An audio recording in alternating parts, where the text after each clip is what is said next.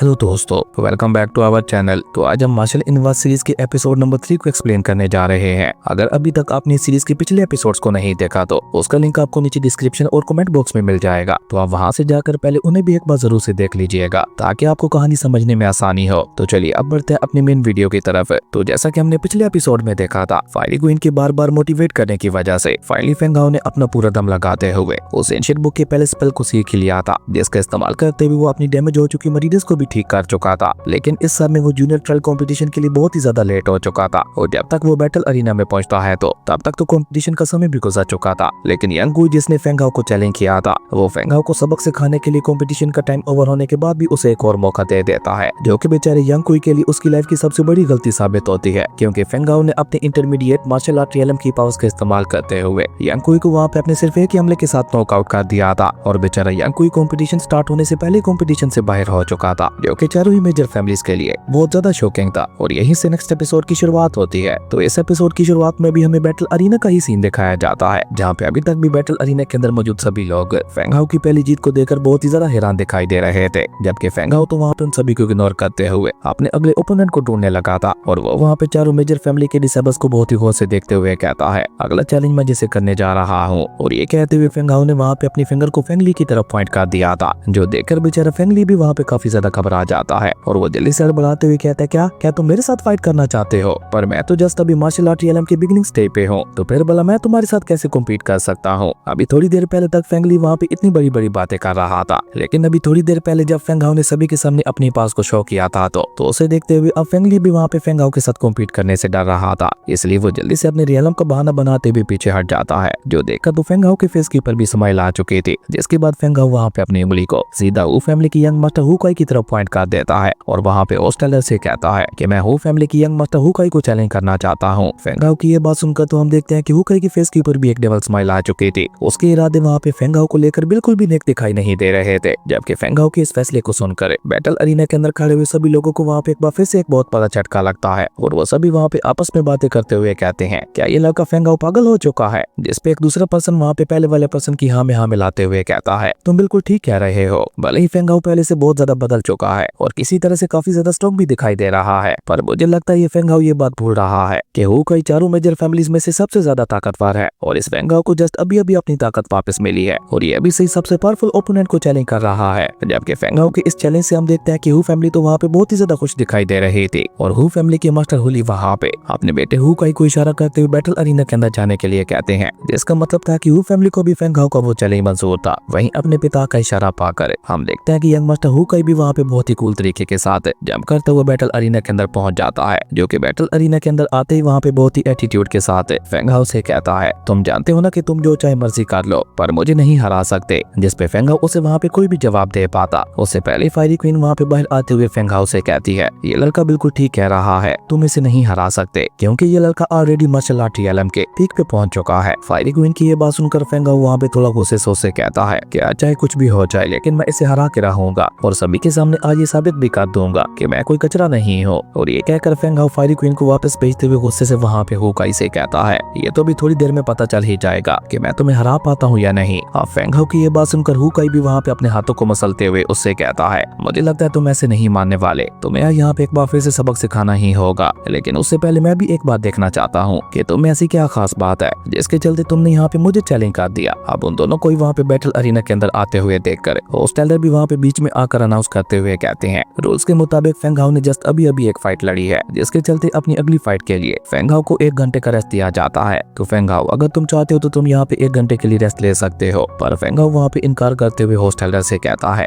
नहीं मुझे रेस्ट की कोई भी जरूरत नहीं है, मैं डायरेक्ट यहाँ पे इस कॉम्पिटिशन को स्टार्ट करना चाहता हूँ। और अब क्योंकि फेंग हाओ ने खुद सामने से मना कर दिया था तो भला होस्टेलर क्या ही कर सकते थे। जबकि फेंग हाओ की ये बात सुनकर हम देखते हैं कि ग्रेट एल्डर का बेटा वहाँ पे फेंग हाओ का मजाक उड़ाते हुए कहता है, मुझे लगता है आज ये लड़का अपने घमंड में आकर सभी के सामने अपना मजाक बनाने वाला है। बेवकूफ फेंग, अगर तुम्हें यहाँ पे रेस्ट करने का मौका मिल रहा है तो तुम्हें तो इस मौके का भरपूर फायदा उठाना चाहिए था। जबकि ये यहाँ पे बेवकूफों की तरह डायरेक्ट दूसरी फाइट लड़ने के लिए रेडी हो गया। मुझे लगता है आज हुकाई इसे यहाँ पे बहुत ही बुरी तरह से हराने वाला है। जबकि हम देखते हैं कि फेंग फैमिली के ग्रेट एल्डर तो वहाँ पे इस फाइट के लिए बहुत ही ज्यादा एक्साइटेड दिखाई दे रहे थे। उन्हें अब वहाँ पे फेंग हाओ पहले वाला कचरा फेंग हाओ दिखाई नहीं दे रहा था, बल्कि अब की बार वाला फेंग हाओ उन्हें बहुत ही बदला दिखाई दे रहा था। इसलिए ग्रेट एल्डर का भी वहाँ पे फेंग हाओ को देखने का नजरिया बदल चुका था। खैर उसके बाद बाद होस्ट एल्डर वहाँ पे अनाउंस करते हुए कहते हैं फेंगहाओ वर्सेस हुकाई के दरमियान कंपटीशन को ऑफिशियली स्टार्ट किया जाता है। और जैसे ही वहाँ पे कंपटीशन स्टार्ट होने की बेल बजती है तो दोनों ही कल्टीवेटर्स वहाँ पे बहुत ही गुस्से के साथ एक दूसरे को घूरने लगे थे। और सबसे पहले हुकाई वहाँ पे अपना गुस्सा दिखाते हुए बहुत ही तेजी के साथ फेंगहाओ के ऊपर हमला करने के लिए आगे बढ़ता है, जो देखकर फेंगहाओ भी कहाँ पीछे रहने वाला था। वो भी वहाँ पे हुकाई की तरह अपने पंच को रेडी करते हुए उसके ऊपर ये अटैक करने के लिए आगे बढ़ जाता है। और जैसे ही जाकर उन दोनों के पंचेस आपस में टकराते हैं तो वहाँ पे बहुत ही ज्यादा पावरफुल ऑरा रिलीज होने लगा था, जिसके साथ ही हुकाई को वहाँ पे फेंगहाओ के ऊपर अटैक करने का मौका मिल गया था। और वो लगातार वहाँ पे फेंगहाओ के ऊपर पंचेस की बरसात करने लगा था, जिसे फेंगहाओ भी अपने दोनों हाथों का इस्तेमाल करके रोकने की कोशिश करते हुए वहाँ पे उसके साथ फाइट बैक करने की भी कोशिश करता है। लेकिन हुकाई वहाँ पे इतनी तेजी के साथ उसके ऊपर अटैक कर रहा था कि फेंगहाओ को वहाँ पे फाइट बैक करने का मौका ही नहीं मिल पाता। और देखते ही देखते हुकाई ने वहाँ पे अपनी मार्शल आर्ट की पावर को अपने पंच में ट्रांसफर करते हुए वहाँ पे फेंगहाओ को एक बहुत ही ज्यादा पावरफुल पंच मार दिया था, जो कि सीधा जाकर फेंगहाओ के पेट में लगता है। और उसके इम्पैक्ट की वजह से फेंगहाओ उड़ता हुआ वहाँ पे काफी पीछे जा गिरा था, जिसके साथ ही हम देखते हैं कि फेंगहाओ के मुंह से वहाँ पे ब्लड भी निकलने लगा था, जो देखकर फेंगहाओ भी जल्दी से अपना खून साफ करते हुए खुद को वहाँ पे संभाल लेता है। जो देखकर हुकाई वहाँ पे उसका मजाक उड़ाते हुए कहता है मुझे तो लगा था कि तुम जिस एटीट्यूड के साथ मुझे चैलेंज किया था तुम्हें कोई खास बात देखने को मिलेगी, पर तुम तो अभी तक भी कचरे के कचरे ही हो। आखिर तुमने इतना ज्यादा कमजोर होने के बाद भी ये सोच कैसे लिया था कि तुम यहाँ पे मुझे चैलेंज करते हुए हरा दोगे? आखिर इतना ज्यादा कॉन्फिडेंस तुम्हारे अंदर आया कहाँ से था?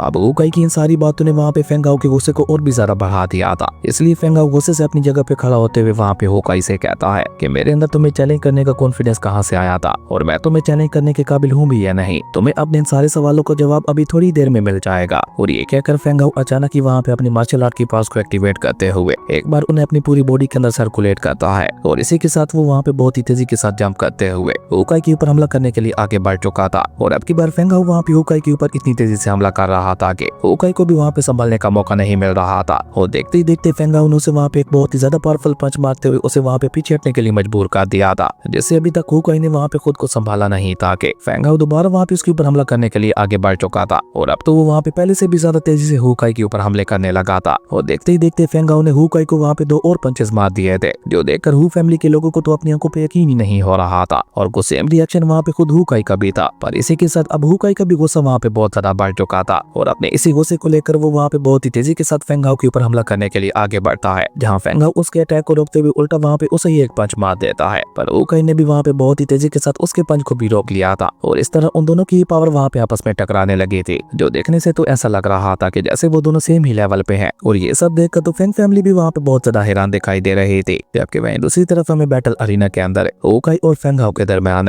एक बहुत ही ज्यादा कमाल की मार्शल आर्ट लेवल फाइट देखने को मिलती है, जिसमें अभी तक तो वो दोनों वहाँ पे एक दूसरे को बराबरी की टक्कर दे रहे थे। पर तभी अचानक ही फेंगहाओ वहाँ पे पीछे हटते हुए अपनी इंटरमीडिएट मार्शल आर्ट एलएम की पावर को अपनी पूरी बॉडी के अंदर सर्कुलेट करते हुए अपनी टाइगर वज्रा क्लॉ टेक्निक को एक्टिवेट करने लगा था, जिसकी वजह से हम देखते हैं कि वहाँ पे फेंगहाओ की बॉडी से बहुत ही ज्यादा खतरनाक फायरी ऑरा निकल रहा था। और उस टेक्निक को एक्टिवेट करने की वजह से फेंगहाओ के पीछे वहाँ पे एक टाइगर बीस्ट की स्पिरिट भी आ चुकी थी, जो कि जैसे ही वहाँ पे जोर से रोर करती है तो उसके इम्पैक्ट की वजह से पूरा बैटल अरीना ही वहाँ पे हिलने लगा था। जबकि फेंगहाओ वहाँ पे अपनी टाइगर वज्रा क्लॉ टेक्निक के फर्स्ट लेवल को एक्टिवेट करते हुए बहुत ही तेजी के साथ वहाँ पे हुकाई के ऊपर हमला करने के लिए आगे बढ़ जाता है। और जैसे ही फेंगहाओ को ये खतरनाक अटैक वहाँ पे हुकाई के साथ टकराता है तो वहाँ पे बैटल अरीना के अंदर एक बहुत ही बड़ा ब्लास्ट हो गया था। और उस ब्लास्ट की वजह से पूरे बैटल अरीना के अंदर स्मोक भी फैल चुकी थी। पर जैसे ही वो स्मोक वहाँ पे खत्म होती है तो हुकाई वहाँ पे बहुत ही एटीट्यूड के साथ उस स्मोक को चीते हुए बाहर आता है, जहाँ पे उसने अपनी डिफेंस आर्मर टेक्निक को भी एक्टिवेट कर रखा था। और अपनी इसी खतरनाक डिफेंस टेक्निक का इस्तेमाल करते हुए हुकाई फेंगहाओ के इतने ज्यादा पावरफुल अटैक से भी बच गया था,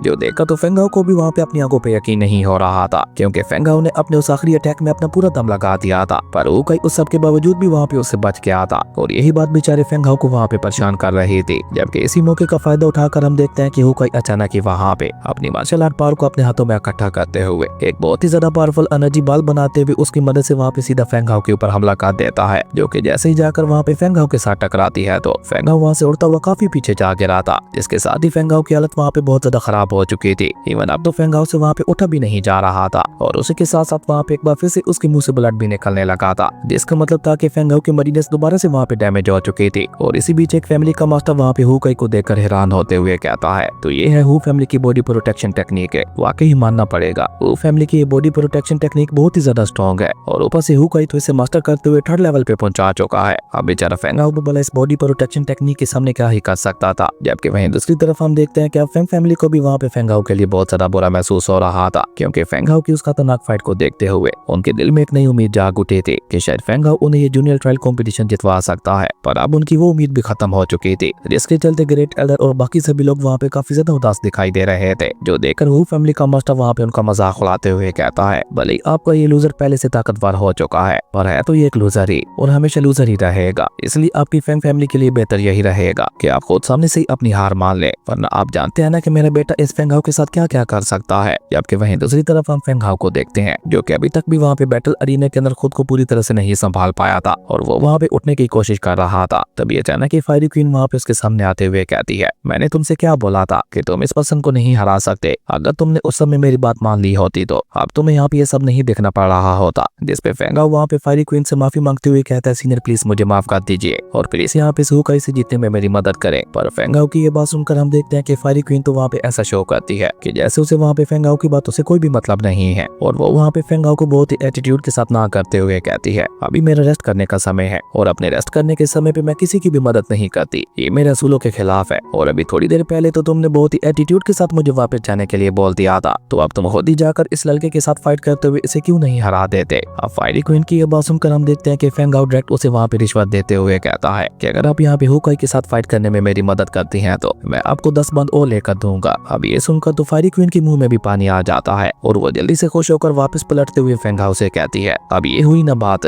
मुझे तो पहले से ही पता था कि तुम एक बहुत ही अच्छे दिल के मालिक हो और तुम्हारे जैसे एक अच्छे इंसान की मदद करना तो मेरा फर्ज है, इसलिए मैं अपने असूलों को तोड़ते हुए इस बार भी तुम्हारी जरूर मदद करूंगी। और ये कहकर फायरी क्वीन अचानक ही वहाँ पे अपनी एक फॉरबिडन टेक्निक का इस्तेमाल करते हुए खुद को वहाँ पे एनर्जी के रूप में ट्रांसफॉर्म कर लेती है और एनर्जी में ट्रांसफॉर्म होने के बाद वो सीधा जाकर वहाँ पे फेंग हाओ के सोल सी रियलम के अंदर समा जाती है और ऐसा होते ही अचानक से ही फेंग हाओ की बॉडी के अंदर एक नई ताकत आ जाती है। इवन उसका पूरा ऑरा ही वहाँ पे चेंज हो चुका था, जिसे महसूस करते हुए एक पल के लिए तो हुकाई भी वहाँ पे परेशान हो जाता है। जबकि इसी बीच हम देखते हैं कि फेंग हाओ भी अपना पूरा दम लगाते हुए दोबारा वहाँ पे अपनी जगह पे खड़ा हो चुका था, जो देखकर हुकाई वहाँ पे उसका मजाक उड़ाते हुए कहता है, वो तो तुमने अभी तक भी यहाँ पे अपनी हार नहीं मानी, मुझे लगता है तुम अपने हाथ पैर तोड़वा के यहाँ से जाना चाहते हो। कोई बात नहीं, मैं तुम्हारी ये ख्वाहिश भी पूरी कर देता हूँ, पर उससे पहले अगर तुम्हारे पास लड़ने के लिए कोई ट्रिक बाकी बची है तो तुम उसका भी मेरे ऊपर इस्तेमाल कर सकते हो। जिसपे फेंग हाओ भी वहाँ पे उसका मजाक उड़ाते हुए कहता है कि भला तुम्हारे जैसे एक मामूली से मार्शल आर्ट कल्टीवेटर के ऊपर मैं अपनी खास ट्रिक्स का इस्तेमाल क्यों करूंगा, तुम्हें हराने के लिए तो बस मेरी फिजिकल पावर ही काफी है। और ये कहकर फेंग हाओ अचानक ही वहाँ पे एक चुटकी बजाते हुए अपनी एंशिएंट हीलिंग बुक के पहले स्पेल को एक्टिवेट कर देता है, जिसके चलते एक ग्रीन हीलिंग एनर्जी वहाँ पे फेंग हाओ की पूरी बॉडी के अंदर सर्कुलेट करते हुए उसे वहाँ पे एकदम से ठीक कर देती है, जो देखकर फेंग हाओ वहाँ पे एक डेविल स्माइल करते हुए हुकाई से कहता है, असली मजा तो अब आएगा। और ये कहकर फेंग हाओ अचानक ही वहाँ पे फायरी क्वीन की पावर्स का इस्तेमाल करते हुए एक बहुत ही ज्यादा पावरफुल शॉर्ट फॉर्मेशन को वहाँ पे क्रिएट करने लगा था, जो कि जैसे ही वहाँ पे बनकर कंप्लीट होती है तो उस फॉर्मेशन से वहाँ पे बहुत ही ज्यादा पावरफुल शॉक वेव्स निकलने लगी थी, जिसका इम्पैक्ट वहाँ पे पूरे बैटल अरीना के ऊपर हो रहा था। इवन हम देखते हैं कि हुकाई के लिए भी वहाँ पे बैटल अरीना के अंदर खड़ा रह पाना मुश्किल होता जा रहा था। हालांकि अभी तक भी उसने अपनी बॉडी प्रोटेक्शन टेक्निक को एक्टिवेट कर रखा था, पर वो भी फेंग हाओ की इस फॉर्मेशन पावर को वहाँ पे नहीं रोक पा रही थी, जो देखकर तो सभी फैमिली के मास्टर्स को भी वहाँ पे एक बहुत बड़ा झटका लगता है। इवन ग्रेट एल्डर तो वहाँ पे हैरान होते हुए कहते हैं कि आखिर ये किस तरह की पावरफुल टेक्निक है और फेंग हाओ ने इसे सीखा कहाँ से, क्योंकि कोई ऐसी फॉरबिडन टेक्निक तो हमारी फेंग फैमिली के अंदर मौजूद है ही नहीं। पर अभी ग्रेट एल्डर वहाँ पे ये सब कह ही रहे थे कि अचानक ही फेंग हाओ वहाँ पे अपनी स्वॉर्ड फॉर्मेशन का इस्तेमाल करते हुए मल्टीपल स्वॉर्ड स्लैशेस की मदद से वहाँ पे हुकाई के ऊपर हमला करना शुरू कर देता है, जिससे हुकाई भी वहाँ पे एक बार फिर से अपनी बॉडी प्रोटेक्शन टेक्निक का इस्तेमाल करते हुए रोकने की कोशिश करने लगा था। पर फेंग हाओ के स्वॉर्ड स्लैशेस उसे वहाँ पे इतनी तेजी के साथ हिट कर रहे थे कि उसकी वो बॉडी प्रोटेक्शन टेक्निक वहाँ पे एक ही झटके के साथ डिस्ट्रॉय हो जाती है और उसके बाद वो सभी स्वॉर्ड स्लैशेस लगातार वहाँ पे हुकाई को हिट करते हुए एक एक करके वहाँ पे उसकी हड्डियों को अंदर से तोड़ने लगे थे, जिसके चलते बेचारे हुकाई को वहाँ पे अपनी बॉडी के अंदर बहुत ही ज्यादा पेन हो रहा था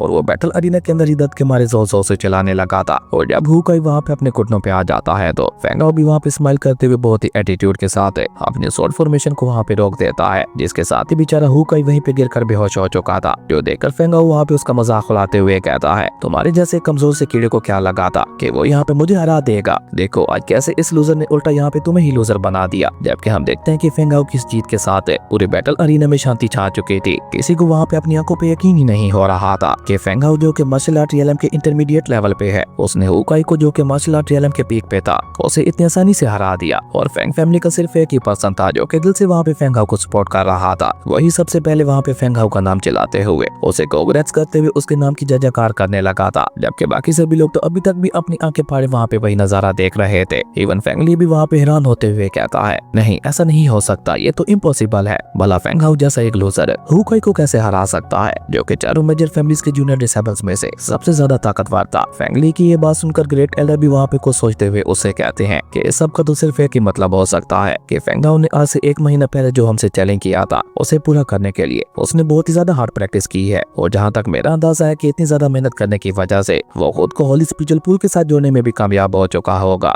इसी वजह से तो वो इतना ज्यादा ताकतवर हो चुका है। अब मुझे बहुत ही ज्यादा पछतावा हो रहा है कि मैंने फेंगाओ के टैलेंट की कदर क्यों नहीं की। अगर फेंगाओ को अच्छी तरह से कल्टीवेट करने का मौका दिया जाए तो ये पूरे टियानवू कॉन्टिनेंट के अंदर हमारी फैन फैमिली का नाम रोशन कर सकता है। हालांकि ग्रेट एल्डर की ये बात सुनकर हम देखते हैं कि उनके बेटे और फैंगली को तो वहाँ पे ज्यादा खुशी नहीं हो रही थी, पर वो भला ग्रेट एल्डर के सामने क्या ही बोल सकते थे। इसलिए वो दोनों ही वहाँ पे अपने गुस्से को काबू करते हुए वहाँ पे शांत हो जाते हैं, क्योंकि अब उन दोनों के पास भी फेंगाओ के खिलाफ बोलने के लिए कुछ नहीं बचा था। तभी बैटल अरीना के अंदर फेंगाओ वहाँ पे बहुत ही एटीट्यूड के साथ हुकाई से कहता है कि मैं अपने से कमजोर लोगों के ऊपर अटैक नहीं करता, इसलिए चुपचाप अपनी हार मान लो। और ये कहते हुए फेंगाओ वहाँ पे खुद बखुद ही बैटल अरीना से बाहर जाने लगा था। जबकि इसी बीच हम देखते हैं कि हुकाई को भी वहाँ पे होश आ जाता है, जो कि वहाँ पे बहुत ही गुस्से के साथ फेंगाओ को बैटल अरीना से बाहर जाते हुए देख रहा था। इसलिए वो पीछे से ही फेंगाओ के ऊपर अटैक करने के लिए अपने पास एक पॉइजनस नीडल को बाहर निकाल लेता है और फेंगाओ को खत्म करने के लिए बहुत ही तेजी के साथ पीछे से वहाँ पे फेंगाओ के ऊपर हमला भी कर दिया था। पर फेंगाओ के सेंसेस तो बहुत ही ज्यादा तेज हो चुके थे, इसलिए वो पहले से ही वहाँ पे हुकाई को हमले को सेंस कर लेता है और बहुत ही आसानी के साथ उसने वहाँ पे अपने सिर्फ 2 फिंगर्स का इस्तेमाल करते हुए उस पॉइजनस नीडल को भी पकड़ लिया था। जो देखकर बैटल अरीना के अंदर खड़े हुए लोग वहाँ पे हु फैमिली का मजाक उड़ाते हुए कहते हैं क्या हु फैमिली अब इतना ज्यादा गिर चुकी है कि वो अपने ओपोनेंट को हराने के लिए पीछे से छुपकर उसके ऊपर अटैक कर रही है। ये तो बहुत ही गलत बात है। और ये कहकर वो सभी लोग वहाँ पे हु फैमिली के खिलाफ बातें करने लगे थे।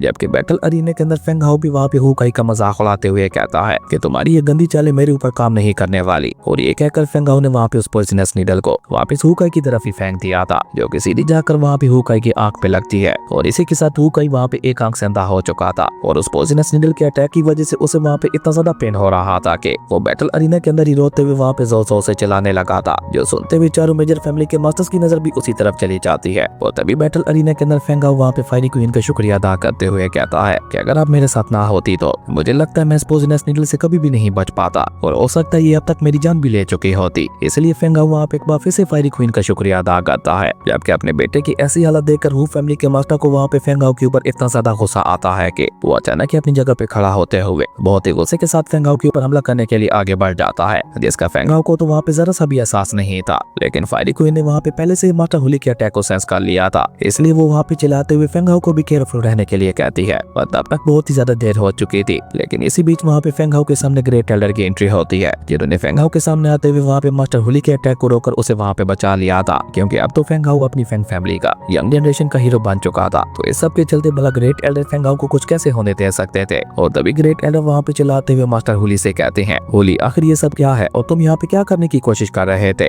जिस पर मास्टर हुली भी वहाँ पे गुस्से से चिल्लाते हुए ग्रेट एल्डर से कहते हैं कि तुम्हारी फैन फैमिली के डिसेबल ने यहाँ पे मेरे बेटे की लाइफ को पूरी तरह से तबाह कर दिया, इसे मैं बिल्कुल भी जिंदा नहीं छोड़ने वाला। मास्टर हुली की ये बात सुनकर फेंगाओ वहाँ पे बहुत ही मासूम बनते हुए उनसे कहता है, पर अंकल इस सब में मेरी क्या गलती है, आपकी बेटी ने तो पीछे से मेरे ऊपर उस पॉइजनस नीडल की मदद से अटैक किया था, मुझे तो बस अपने डिफेंस में ये सब करना पड़ा। अगर आपको मेरी बात के ऊपर यकीन नहीं है तो आप बैटल अरीना के अंदर मौजूद लोगों से भी पूछ सकते हैं। इन सभी ने भी अपनी आंखों से हुकाई को मेरे ऊपर अटैक करते हुए देखा था। फेंगाओ की ये बात सुनकर बैटल अरीना के अंदर खड़े हुए लोग भी वहाँ पे फेंगाओ की हाँ में हाँ मिलाते हुए कहते हैं कि फेंगाओ बिल्कुल ठीक कह रहा है। वाकई हुकाई ने पीछे से वहाँ पे फेंगाओ के ऊपर अटैक करने की कोशिश की थी। और इसी के साथ वो सभी लोग वहाँ पे एक बार फिर से हु फैमिली के खिलाफ बातें करना शुरू कर देते हैं कि अगर आपकी हु फैमिली के अंदर हार मानने की हिम्मत ही नहीं है तो आप इस तरह के कॉम्पिटिशन्स के अंदर कॉम्पीट करते ही क्यों हैं। अब वहाँ पे खड़े हुए लोगों को भी अपनी फैमिली के खिलाफ जाते हुए देखकर तो मास्टर हुली भी कुछ नहीं कर सकते थे। तभी ग्रेट एल्डर भी वहाँ पे मास्टर हुली को समझाते हुए कहते हैं, हुली तुम्हारी हु फैमिली ये कॉम्पिटिशन तो हार ही चुकी है, पर अगर तुम यहाँ पे कुछ भी गड़बड़ करने की कोशिश करते हो तो तुम्हारी हु फैमिली की सारी इज्जत भी मिट्टी में मिल जाएगी। अब फैसला तुम्हारे ऊपर है कि तुम क्या करना चाहते हो। ग्रेट एल्डर की ये बात सुनकर मास्टर हुली वहाँ पे गुस्से के साथ